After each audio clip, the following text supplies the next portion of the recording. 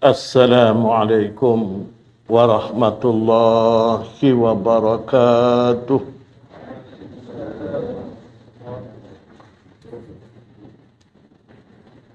Ila hadrati Rasulillah sallallahu alaihi wasallam wa ala alihi wa ashabihil kiram. Al-Fatihah. أعوذ بالله من الشيطان الرجيم بسم الله الرحمن الرحيم الحمد لله رب العالمين الرحمن الرحيم مالك يوم الدين إياك نعبد وإياك نستعين اهدنا الصراط المستقيم صراط الذين أنعمت عليهم غير المغضوب عليهم ولا الضالين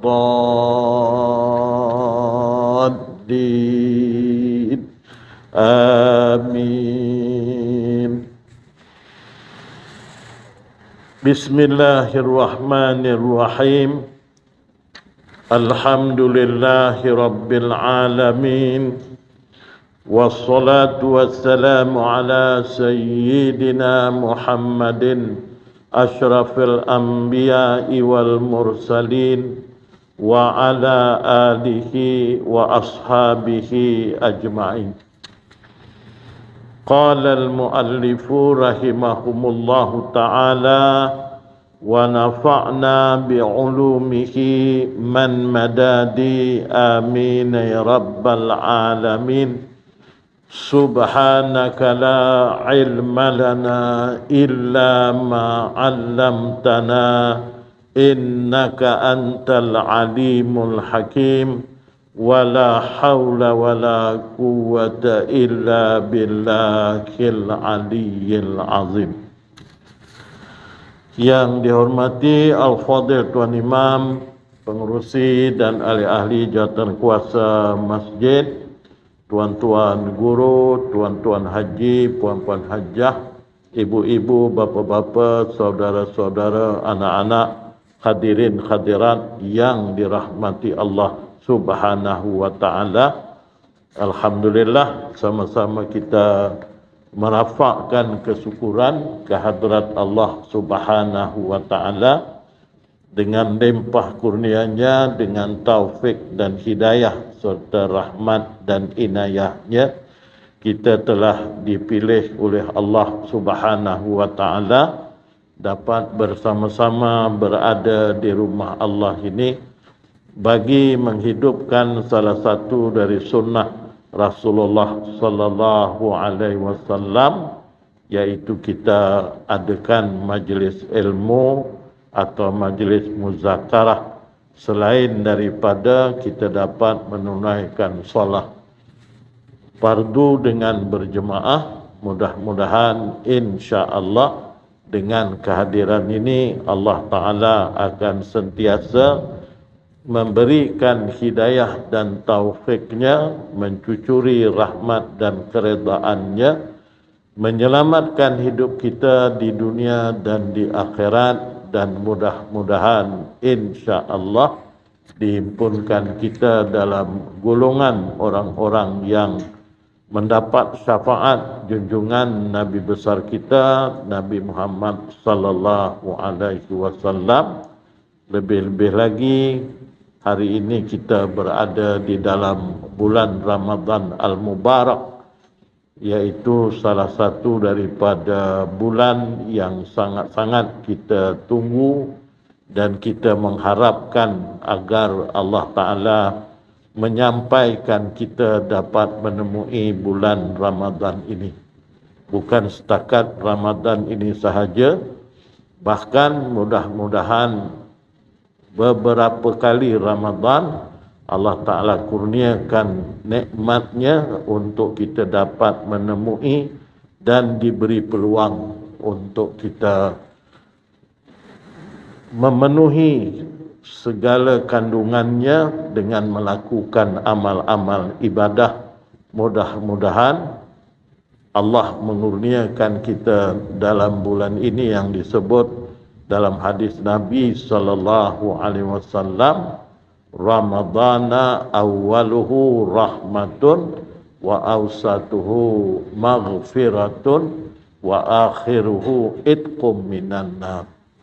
Ramadan, kata Nabi SAW, awalnya untuk dapat rahmat Allah SWT, pertengahannya untuk dapat keampunan Allah, dan di akhir Ramadan kelak mudah-mudahan kita tersinarai, termasuk di dalam golongan orang-orang yang mendapat pelepasan daripada api neraka. Dengan sebab itulah kita kena berusaha dan berhati-hati memelihara puasa kita di bulan Ramadan ini, agar Ramadan yang kita perolehi ini akan memberikan syafaat kepada kita. Dalam satu hadis Nabi SAW, Rasulullah SAW bersabda, as-siyamu wal qiyamu yasfa'ani lil abdi yaumal qiyamah. Yaqulu as-sawmu rabbi manna'tahu at-ta'ama wasyaraba bin nahari wa yaqulul qur'ana mana'tahu an-nauma bil laili fasafa'na bih. Au qamakal, hadis riwayat Imam Ahmad, hadis yang ke 174. Yang maksudnya ialah as-siyamu, bermula puasa, wal qiyamu, dan menghidupkan malamnya dengan melakukan sembahyang-sembahyang sunat dan membaca Al-Quran. Yasfa'ani lil abdi yaumal qiyamah. Yasfa'ani, akan memberi syafaat kedua-duanya. Maknanya puasa dan membaca Al-Quran di waktu malam. Lil abdi, bagi seseorang hamba, yaumal qiyamah, pada hari kiamat. Puasa dan membaca Al-Quran akan memberikan syafaat pada hari kiamat, memberikan pertolongan kepada orang yang mengamalkannya. Tapi puasa mestilah bukan puasa orang awam.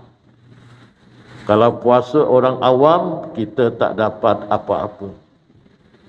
Tak dapat syafaat daripada puasa yang kita lakukan. Dalam hadis lain, Nabi SAW bersabda, kam min sha'imin laisa lahu min siyamihi illal ju' wal atas. Berapa ramai orang-orang yang berpuasa, kata Nabi SAW, tidak mendapat apa-apa ganjaran daripada puasanya, termasuklah tidak mendapat syafaat atau tak mendapat pertolongan daripada puasanya, kecuali lapar dan dahaga. Sebab itu kita hiasi puasa kita ini dengan duduk dalam majlis ilmu seperti ini. Dalam satu hadis Nabi SAW menyatakan, man hadara majlisal ilmi fi Ramadan. Siapa yang hadir dalam majlis ilmu di bulan Ramadan, bulan ni lah, kataballahu lahu, ditulis oleh Allah Ta'ala baginya, bikulli qadamin, setiap satu langkah, ibadatu sanah, ibadah setahun. Wa kana ma'i fil jannah, dan dia adalah bersama-sama denganku, kata Nabi sallam, di dalam surga. Itu kelebihan kita hadir dalam majlis ilmu pada bulan Ramadan. Setiap langkah yang kita melangkah, Allah bagi pahala seperti beribadat setahun. Banyak langkah daripada rumah kita sampai ke majlis ilmu ini, di masjid ini, waktu kita balik lagi, berapa langkah yang kita telah melangkah, begitu banyaklah kelebihan yang dikurniakan oleh Allah Subhanahu wa taala. Ya, itu sebab bulan Ramadan ini adalah bulan ataupun sebagai lubuk, ya, kita melaksanakan amal ibadah. Jadi jangan kita kata orang, kita persia-siakan bulan Ramadan ini dengan melaksanakan puasa hanyalah semata-mata puasa orang awam. Iaitu kita hanya tak melakukan, tak makan, tak minum, itu sahaja, dan mengawal perkara-perkara yang membatalkan puasa, tetapi tak menjaga perkara-perkara yang membatalkan pahala puasa. Jadi 3 perkara tu hendaklah kita pelihara baik-baik dalam melaksanakan puasa ini. Yang pertama tentulah tak makan, tak minum. Yang kedua, tidak melakukan perkara-perkara yang membatalkan puasa. Dan yang ketiga, tidak melakukan perkara-perkara yang membatalkan pahala puasa. Bila pahala puasa batal, tak dapatlah apa-apa ganjaran daripada puasa kita, dan tak dapatlah syafaat daripadanya. Sebab itu kita kena jaga anggota 7 kita. Kerana anggota 7 ni lah punca kita melakukan dosa, dan inilah juga punca kita terhalang ataupun gagal daripada mendapat ganjaran puasa yang sebenarnya. Yang pertama, kena jaga mata. Yang kedua, kena jaga telinga. Yang ketiga, kena jaga lisan kita, mulut kita. Yang keempat, tangan kita, kaki kita. Kemudian kita kena jaga kemaluan kita. Kita kena jaga juga perut kita. Makanan yang kita makan, minuman yang kita minum, di waktu kita berpuasa, pastikan bahawa makanan dan minuman itu adalah halal. Ataupun selain daripada itu, selain daripada kita pastikan barang yang kita makan dan yang kita minum itu halal, kita kena juga memastikannya bahawa sumber-sumber daripada bahan yang kita gunakan untuk membeli barangan-barangan tadi hendaklah juga mestilah halal. Itu kena jaga. Kemudian selain daripada itu juga, kalau boleh peliharalah puasa kita ini dengan berbuka. Berbuka mengikut apa yang dikehendaki oleh Nabi sallallahu alaihi wasallam, iaitu sekurang-kurangnya bila kita berbuka, berbukalah dengan 3 biji tamar. Itu prasyaratnya. Ataupun 3 biji rutab. Rutab ni makna kurma yang basah. Ataupun kalau tak ada kurma, tak ada tamar, tak ada rutab, minumlah air. Nabi sebut air yang suci lagi menyucikan. Bila sebut air yang suci lagi menyucikan, bermakna air itu adalah air mineral. Ya tak? Kalau ada air zam-zam, lebih baik kita gunakan air zam-zam. Kalau tak ada, minumlah air mineral. Minum air mineral dulu. Ya, barulah nak minum air kopi, air teh dan sebagainya. Sebab Nabi sebut suci lagi menyucikan. Kalau air teh, dia cuma suci, tak menyucikan. Suci, air teh itu suci, tapi dia tak menyucikan, dia mustakmal. Ya tak? Dia suci, mana boleh makan, boleh minum. Ya tak? Tapi tak menyucikan, tak boleh digunakan untuk mengambil uduk. Ya tak? Takkan kita ambil uduk gunakan air teh. Tak sah uduk sebab dia mustakmal. Gunakan air kopi ambil uduk, amboi, hebat betul kita. Ya tak? Mentang-mentanglah duit banyak, ya tak? Air kopi kita gunakan untuk uduk atau untuk mandi dan sebagainya, atau untuk menyucikan najis. Itu semua tak menyucikan. Tapi Nabi sebut suci lagi menyucikan. Bila disebut suci lagi menyucikan, sudah pastilah air itu air mutlak. Air mutlak, air mineral tu lah. Ya tak? Kalau air zam-zam lagi bagus. Ya tak? Kalau tak ada, gunakanlah air yang di rumah kita tu, air masak. Ya tak? Tu pun dikira suci lagi menyucikan. Tapi jangan yang masak tu masak-masak suam. Jangan terlalu panas sangat kita minum, itu makruh hukumnya.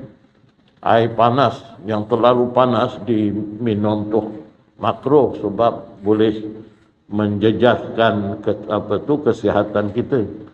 Ya, jadi yang suam-suam yang kita boleh minum dengan selesa. Itulah. Kemudian bolehlah lepas itu kita laksanakan sembahyang maghrib. Itu yang paling baik. Kalau tak boleh juga, kata Nabi SAW, ya, sebab makanan itu dah dihidang. Kita kalau berbuka ni, ya tak? Kalau cuma nak minum, nak makan kurma dengan air mineral, yang lain jangan dihidang. Ya tak? Kalau yang lain kita hidang, dah lain pasien kita. Jadi kalau rumah kita, letakkan kurma, letakkan air mineral. Dah. Makan tu, barulah kita minum, lepas tu sembahyang. Lepas sembahyang baru makan apa yang nak dimakan. Ya tak? Itu pun mesti jaga 3 perkara waktu makan tu. Ya, yang pertama sekali, pastikan perut kita dibagi 3. 1/3 air, 1/3 makanan, 1/3 pernafasan. Tujuannya apa? Memudahkan kita untuk melaksanakan sembahyang di waktu malam. Ya tak? Sebab Allah Ta'ala pun ada, Nabi sallallahu alaihi wasallam menyatakan, ya, man sama ramadana wa qiyamuhu imanan wa ihtisaban ghufira lahu ma taqaddama min dzambih. Barang siapa, ya, yang berpuasa bulan Ramadan kemudian menghidupkan malamnya, kata Nabi SAW, diampunkan segala dosa-dosanya yang telah lalu. Jadi jangan terlepas daripada beribadah malam. Sekurang-kurangnya kita dapat menyertai sembahyang tarawih dan sembahyang witir. Cuma dalam pelaksanaan sembahyang sunat ini, ya, yang paling utama sekali yang kita kena jaga sembahyang witir. Ya, sembahyang witir ini Nabi sallallahu alaihi wasallam menyatakan, ya, hukumnya bagi kita sunat muakkad, sunat yang sangat dituntut. Ya, dalam hadis Nabi menyatakan, faman lam yuktir falaisa minna, kata Nabi sallallahu. Siapa yang tak melakukan sembahyang witir, dia bukan golongan kami. Itu keras tu. Ya tak? Kita dalam mazhab Imam Syafi'i, hukumnya sunat muakkadah, sunat muakkad. Melakukan sembahyang witir. Tapi bagi mazhab Hanafi dia fardu ain. Jadi sembahyang yang wajib sehari semalam bagi mazhab Hanafi selain daripada 5, dia tambah ada satu lagi, iaitu sembahyang sunat witir. Sebab tu kalau kita sembahyang dekat surau India tu, dia punya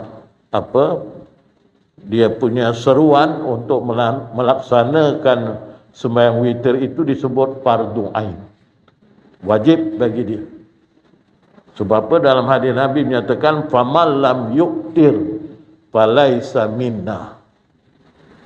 Barang siapa yang tidak melaksanakan sembahyang witir, dia bukan golongan kami. Kita takut besok di akhirat Nabi berlepas diri daripada kita. Tidak, dia tak mengakui kita umatnya, walaupun kita ni umat akhir zaman. Rupanya satu kegagalan kita daripada sembahyang witir. Jadi ingat-ingatlah rakan-rakan yang buat sembahyang tarawih 8 rakaat. Jangan tinggal witir 3 rakaat. Jadi tarawih 8, kemudian witirnya 3. Walaupun Nabi SAW menganjurkan, sejak dulu Nabi sebut. Nabi kata innar rajula, kata Nabi sebut ni. Innar rajula idza shalla ma'al imam hatta yansarifa husibalahu qiyamul lailah, kata Nabi SAW. Apa maksudnya? Innar rajula, sesungguhnya seseorang, idza shalla ma'al imam, apabila dia sembahyang bersama imam, maksudnya sembahyang tarawih. Nabi kata hatta yansarifa, sampailah sembahyang tarawih itu selesai.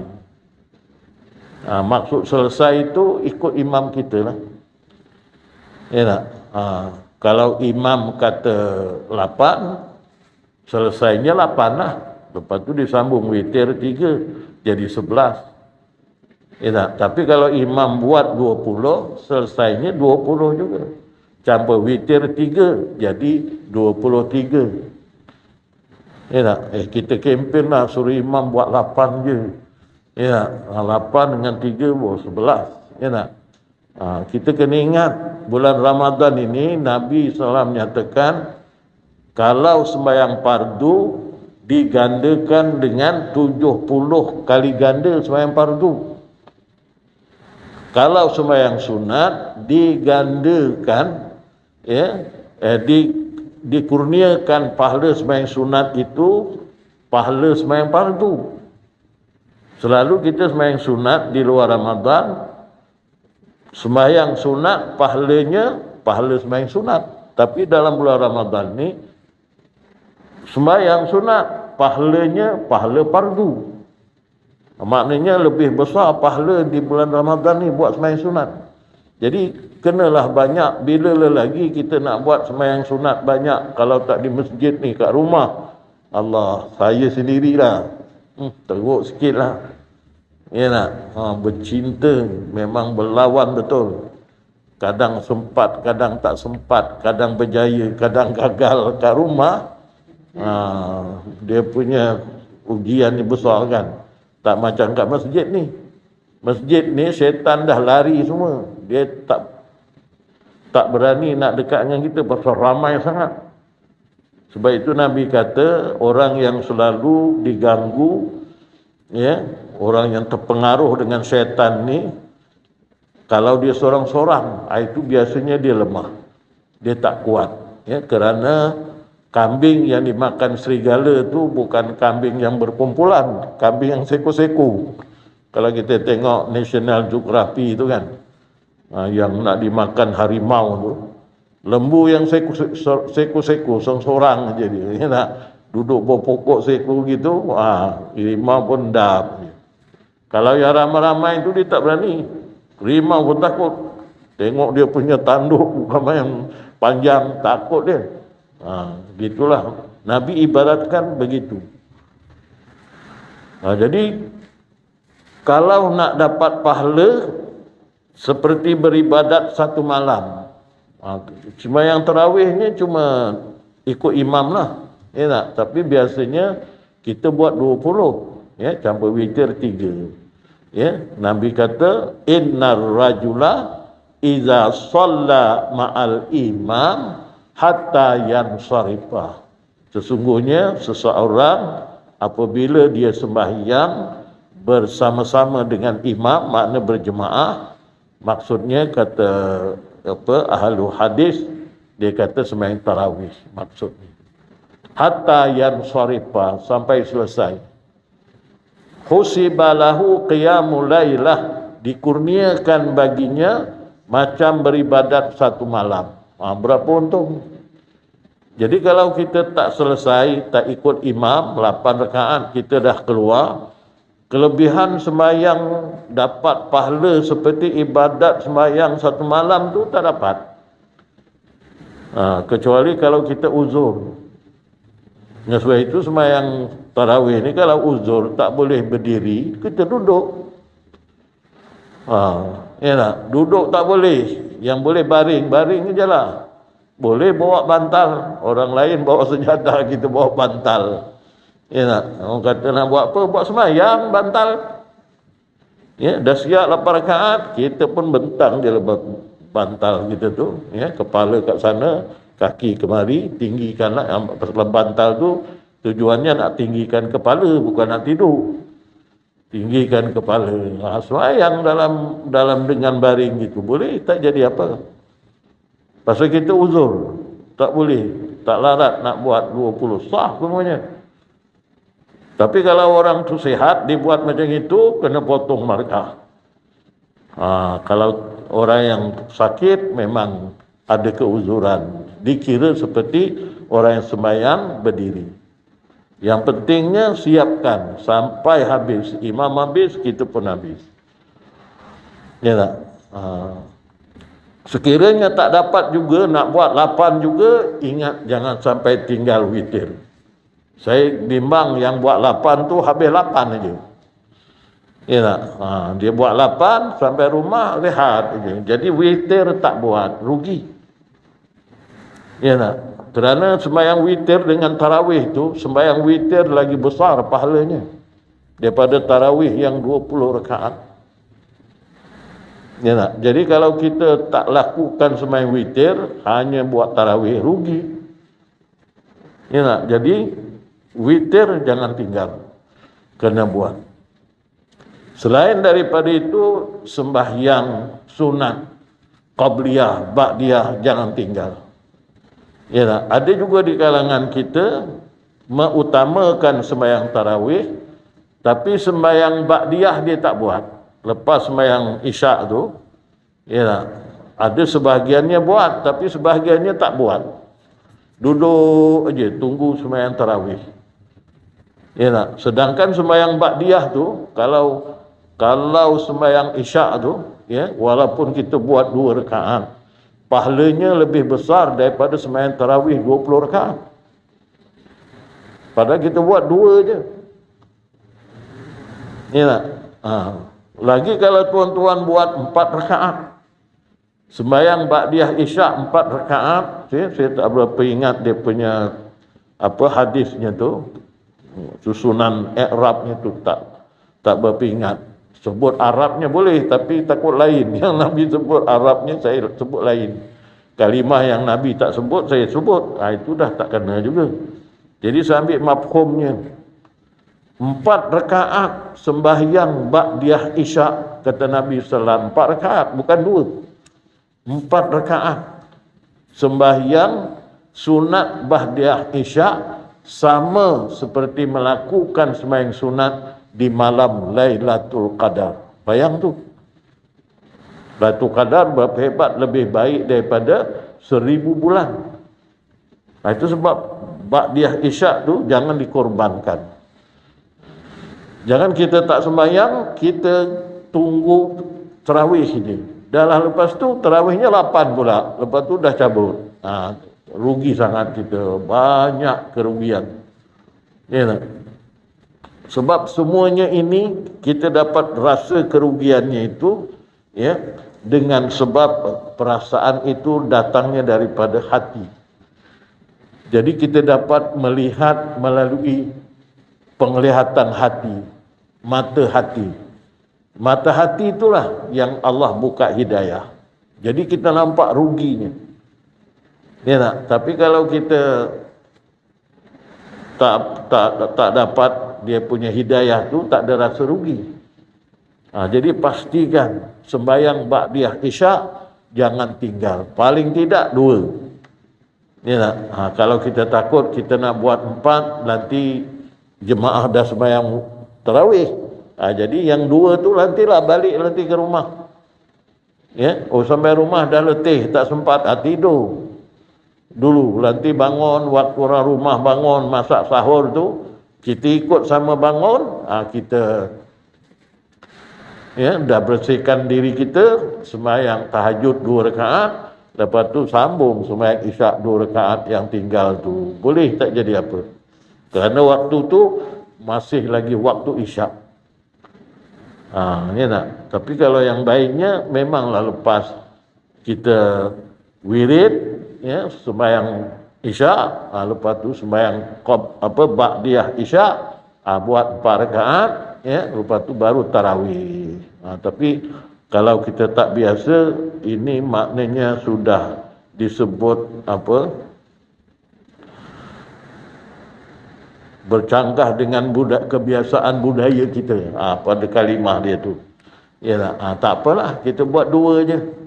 Nanti balik ke rumah, tahbilit kesempatan kita, buatlah lagi 2. Itu panduannya. Sebab kadang-kadang kita tengok ramai ya di kalangan saudara-saudara kita yang tak buat ba'diyah isyak, duduk aja tunggu nak sembahyang tarawih. Kalau duduk tu berselawat ke apa ke lain juga. Dia buka handset dia track sana, track sini, picit sana, picit sini. Ya, tengok gambar sana, tengok gambar sini. Itulah dia bahayanya tu. Kita dah salah guna. Ya tak? Jadi pastikan waktu kita sembahyang tarawih ni witir jangan tinggal. Ya tak? Witir hendaklah dilakukan juga, walaupun katakanlah kita memang nak buat 8, tak apalah. Ya tak? Walaupun tak dapat kelebihan ibadat satu malam tu, tak apalah. Maknanya adalah kita buat sembahyang sembahyang tarawih. Daripada tak buat langsung, baik ada buat juga. Ya tak? Yang setengahnya tak pergi pun. Ya tak? Jadi dengan sebab itu, yang buat 8 tu tak apalah dia nak buat 8, tapi kelebihan ya dapat ibadat satu malam tu tak dapatlah, rugilah kita. Oleh sebab itu jihad ya, itu sebab Nabi kata bila kita berpuasa kita ada 2 jihad. Jihad siang berpuasa dan memelihara diri daripada perkara-perkara yang membatalkan pahala puasa. Ya, kemudian jihad malam iaitu menghidupkan malam. Ya tak?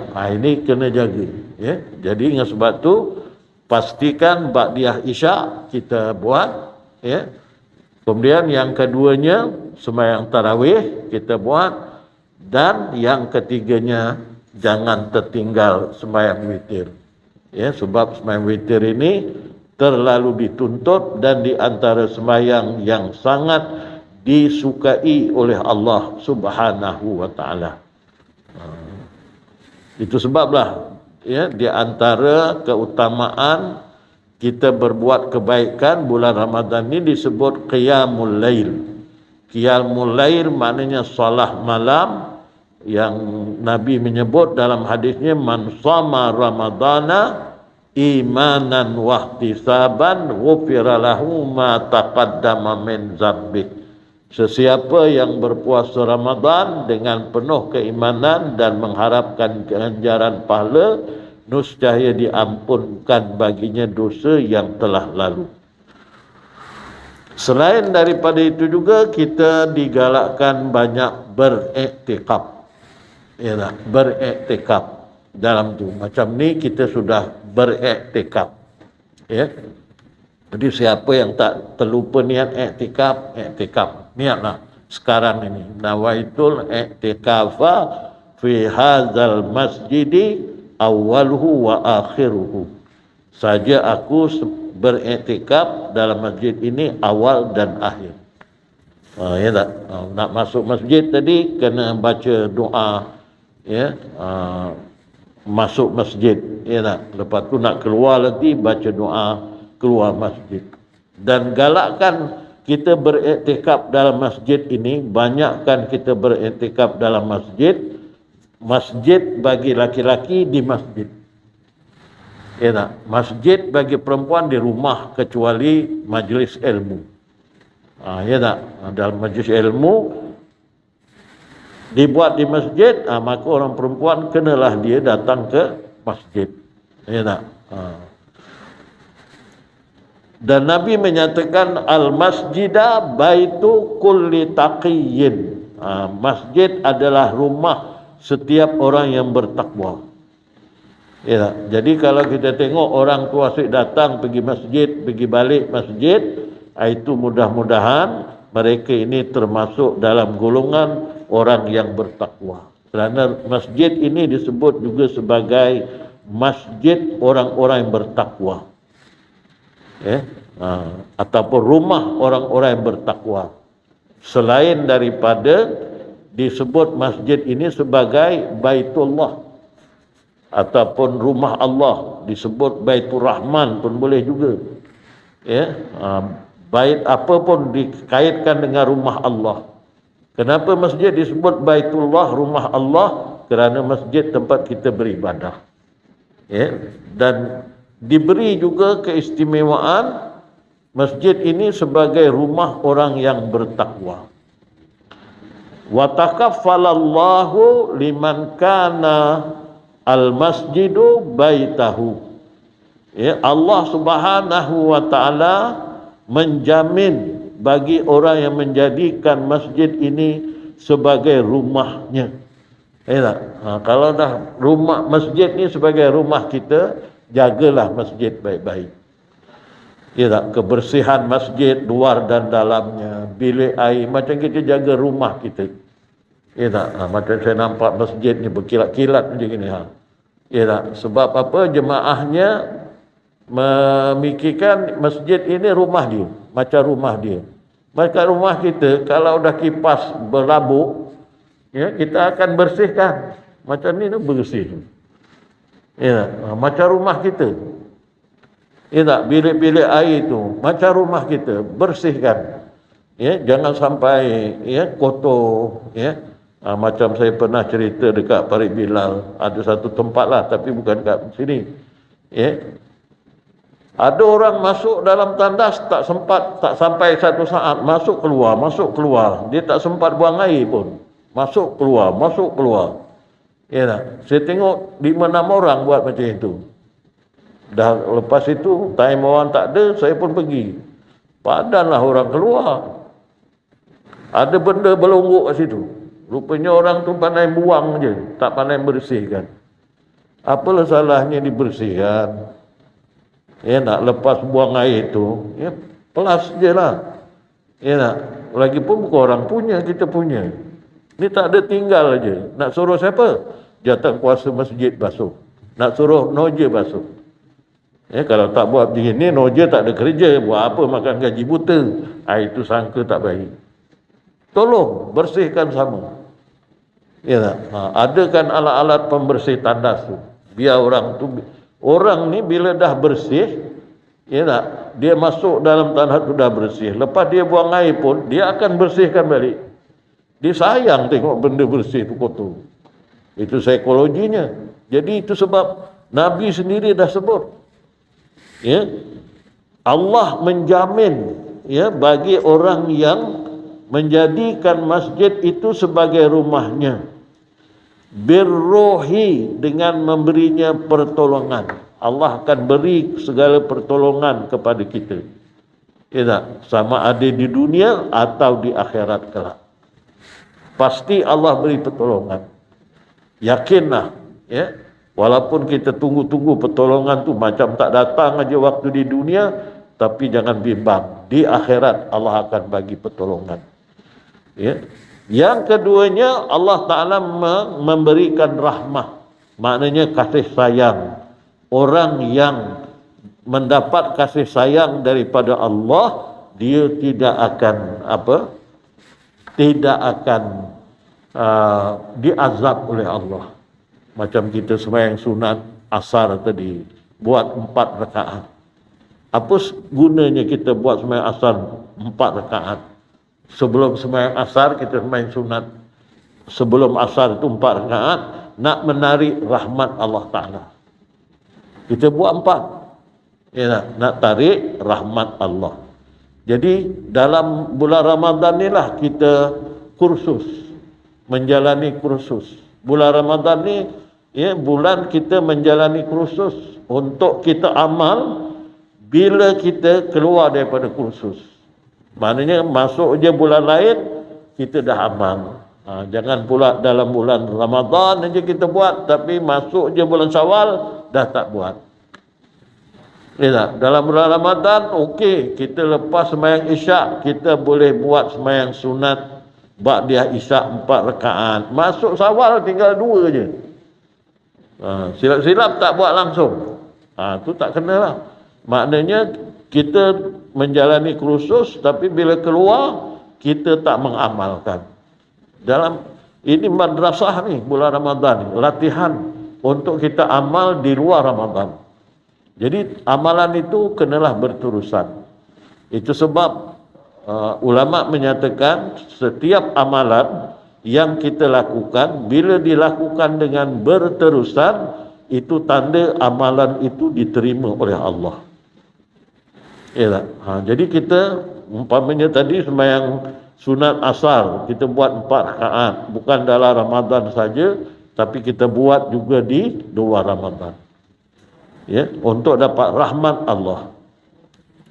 Wal jawazi ala sirati ila ridwanillahi ilal jannah. Wal jawaz, dan keberhasilan ala sirati, ya, ketika kita menyeberang titian sirat untuk mendapat keredaan Allah dan masuk ke surga Allah Subhanahu wa Ta'ala.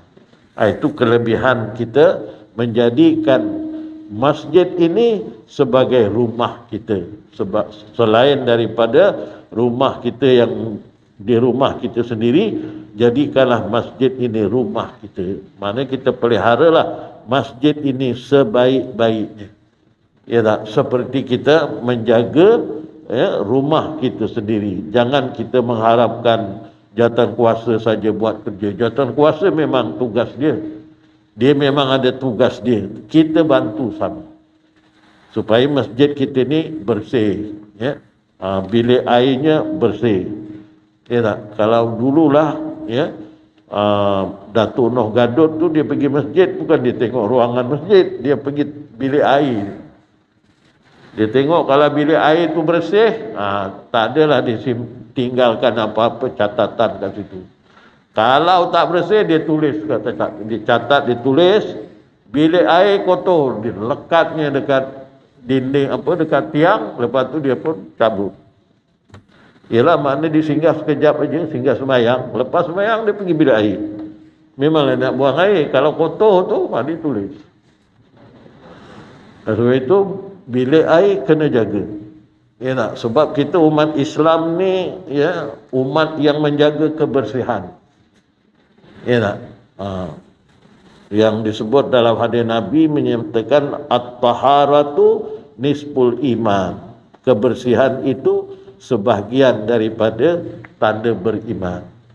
Dalam hadis ni pun Nabi SAW sendiri menyatakan Allah Subhanahu wa Ta'ala menjamin ke atas orang yang menjadikan masjid sebagaimana rumahnya. Padahal rumah ni rumah Allah. Ya tak? Kita memelihara rumah Allah ini dengan sebaik-baiknya. Selain daripada memakmurkan rumah-rumah Allah ini ya dengan cara yang baik untuk menarik orang lain dapat sama-sama beramai-ramai untuk mengimarahkan masjid. Jadi insya-Allah lah tuan-tuan, pada petang ni setakat ini yang dapat kita muzakarahkan. Mudah-mudahan insya-Allah kalau ada sesuatu yang baik semuanya adalah dari Allah Subhanahu wa taala, yang tidak baik merupakan kelemahan, kejahilan saya, maka saya mohon ampun pada Allah, minta maaf dengan tuan-tuan, perempuan dan anak-anak, dan kita akhiri dengan Al-Fatihah. A'udzu billahi minasyaitonir rajim. Bismillahirrahmanirrahim. Alhamdulillahi rabbil alamin, arrahmanir rahim, maliki yaumiddin, iyyaka na'budu wa iyyaka nasta'in, ihdinas siratal mustaqim, siratal ladzina an'amta 'alaihim ghairil maghdubi 'alaihim waladdallin. Amin. A'udzu billahi as-sami'il 'alim minasyaitonir rajim. Bismillahirrahmanirrahim. Alhamdulillahi rabbil alamin. Wassalatu wassalamu ala sayyidina Muhammadin asyrafil anbiya'i wal mursalin wa ala alihi wa sahbihi ajma'in. Allahumma ighfir lana dzunubana wa liwalidayna warhamhum kama rabbawna shighara wa li jami'il muslimina wal muslimat wal mu'minina wal mu'minat bi rahmatika ya arhamar rahimin.